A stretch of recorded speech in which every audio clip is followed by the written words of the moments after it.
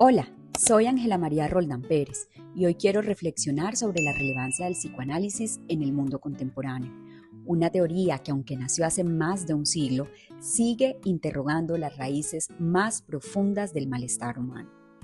Elegí este tema porque vivimos una época marcada por la inmediatez, la sobreexposición digital y el vacío emocional, y justamente ahí, donde las respuestas rápidas no alcanzan, el psicoanálisis, con su invitación a escuchar el inconsciente, se vuelve más actual que nunca.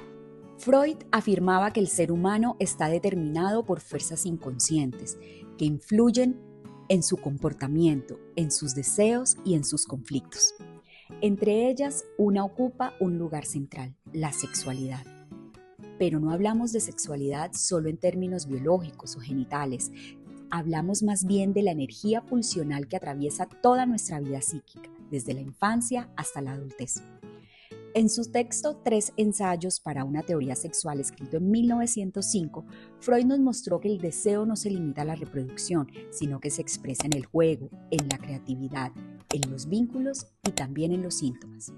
Esa fuerza, la libido, busca ligarse a objetos, pero también se reprime, se desplaza, se sublima.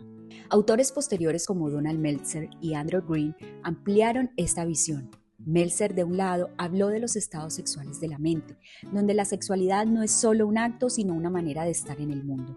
Y Green nos invitó a pensar en la cadena de Eros, donde el deseo, el placer, la fantasía y el vínculo forman una red que sostiene la vida psíquica. Si traemos esto al presente, encontramos una problemática social urgente: la hipersexualización y el vacío afectivo en la era digital. En redes sociales, la sexualidad se exhibe, se mide en likes, pero paradójicamente se desvincula del deseo genuino y del encuentro humano. Como señala Lacan, en una sociedad del consumo, el sujeto se reduce a un objeto de goce, atrapado en la lógica del tener antes que del ser.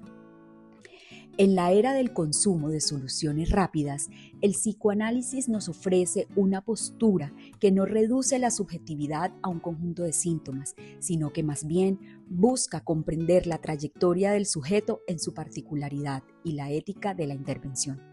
La tecnología, entonces, puede favorecer la conexión superficial y a la vez la deshumanización. El psicoanálisis propone una visión que preserva la dimensión íntima y la posibilidad de reconectar con la piel del sujeto. Frente a esto, el psicoanálisis propone algo contracultural: volver a escuchar el deseo. No el deseo impuesto por la publicidad o la cultura del rendimiento, sino aquel que emerge del inconsciente, de lo más singular de cada sujeto. Desde esta mirada, la sexualidad no es un problema moral, ni mucho menos un exceso a controlar, sino más bien una vía de autoconocimiento. Freud decía que donde estaba el ello debía advenir el yo, es decir, conocer nuestras pulsiones y fantasías no para suprimirlas, sino para integrarlas y transformarlas en creación, en palabra, en vínculo. En un mundo saturado de estímulos, algoritmos y discursos que nos dicen o que nos hablan de lo que deberíamos ser, el psicoanálisis sigue entonces recordándonos algo esencial: no todo está dicho y mucho de lo que somos permanece inconsciente. Su relevancia no radica solo en su valor clínico, sino en su función ética y humanizadora. Nos enseña a detenernos, a escuchar, a darle sentido a lo que duele. Como decía Lacan, el deseo del hombre es el deseo del otro. En esa frase se resume nuestra condición. Somos seres del lenguaje, del deseo, de la falta, y reconocerlo no es una debilidad, sino una forma de libertad. Por eso, más que nunca, el psicoanálisis sigue siendo un acto de resistencia frente a la homogeneización, la superficialidad y el olvido de lo humano.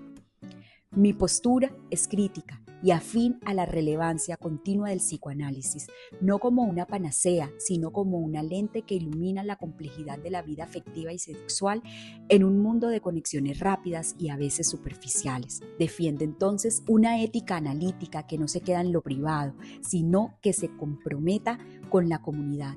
Escuchar, interpretar la demanda social y proponer marcos que sostengan la dignidad y la libertad del ser humano sin renunciar a la responsabilidad respecto a esa escena ética y social. El psicoanálisis sigue vigente porque nos invita a restablecer el vínculo entre deseo, ética y sentido, una tarea tan necesaria hoy como lo fue en los inicios del siglo XX, cuando Freud abrió la ruta hacia lo que no vemos, pero afectamos cada día. Yo soy Ángela María y te invito a seguir pensando y sintiendo, porque tal vez entendernos un poco más sea el primer paso para reconciliarnos con nuestro propio deseo.